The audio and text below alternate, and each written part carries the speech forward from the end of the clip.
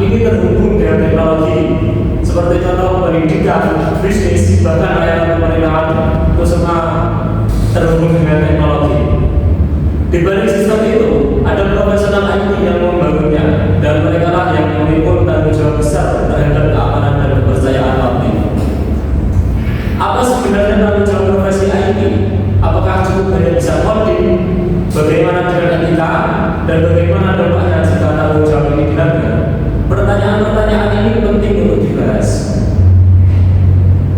Profesi IT bukan hanya soal skill teknis, tapi juga integritas, kejujuran, dan kesadaran sosial.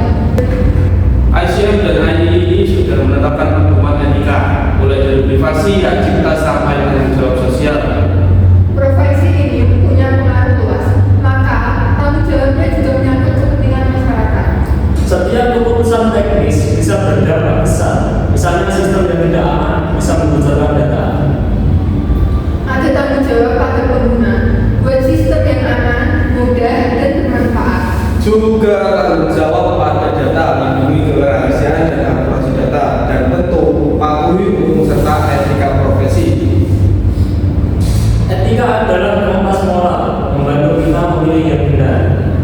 Profesionalisme bukan hanya kemampuan teknis, tapi juga sikap jujur dan disiplin.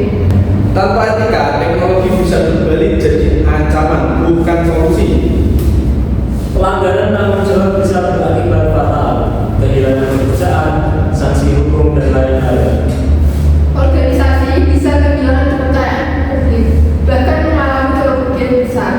Skala nasional pun bisa berdampak, seperti kasus manipulasi data atau penyebaran hoax.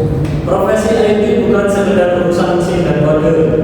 Kita harus terus belajar bukan cuma teknis, tapi juga etika. Karena teknologi harus digunakan untuk kebaikan, bukan sebaliknya. Terima kasih sudah menyimak. Semoga